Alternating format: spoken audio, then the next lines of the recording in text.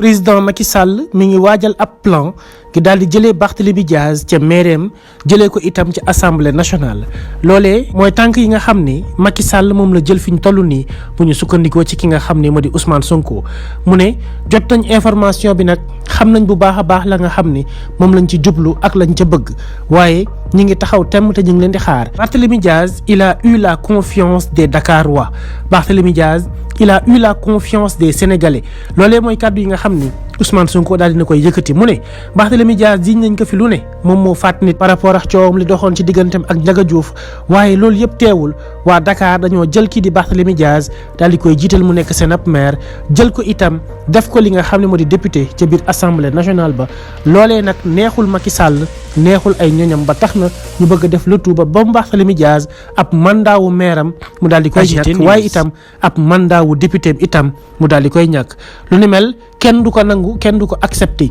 waaye lu ci mënti am mooy que ne ñun dinañ def face au président Macky Sall pour wan ka ne ko suñu réew mi kat ñun ñoo ko moom suñu réew mi caaxaanee wuñ ko foye wuñ ko waaye itam lépp loo xam ne ab mandat la sénégalais yi yëkkati ko jox ñu ko teg ko suñu ay yoxo du ñu bàyyi kenn di ko salfaañee du ñu bàyyi kenn du ñu ko yàqal loolee mooy kàddu yi nga xam ne Ousmane Sonko daal dina koy yëkkati jëmale ko ci le président Macky Sall di ko artu di ko xamal nag que ne bés bu jugee ba daal di jéem a laal lenn ci lu jëm ci ay mandat wu Barthélémy Dias dina xam ne sénégalais yi ñoom ñoo ko faloon te ñoo ko fa tegoon lépp nag loo xam ne jëm na ci wàllum xeex sénégalais yi ñoom ñoo ci war a njiitu ndax ëllëg bu fekkente ne Macky Sall def na naka su dul noonu ba daal di toogaat fii ci boppu réew mi nañ xam ne Ousmane Sonko def na la ko waroon Barthélémy Dias def na la ko waroon Khalifa Sall Déthié Fall Cheikh Ahmed Tidiane Youm ñoom ñëpp la ñu diglante woon ak sénégalais yi daal dinañ koy def ba mu mat sëkk waaye sénégalais yi ñoom ñoo nelaw moo tax nag nelaw amatul kenn warul toog di xaar kenn warul toog naan bokkuma ci sama yoon nekku ci ndax bal bi bu tàkkee ba moytuwul mën naa dal sa kaw comme nu mu dalee 30 personnes yi nga xam ne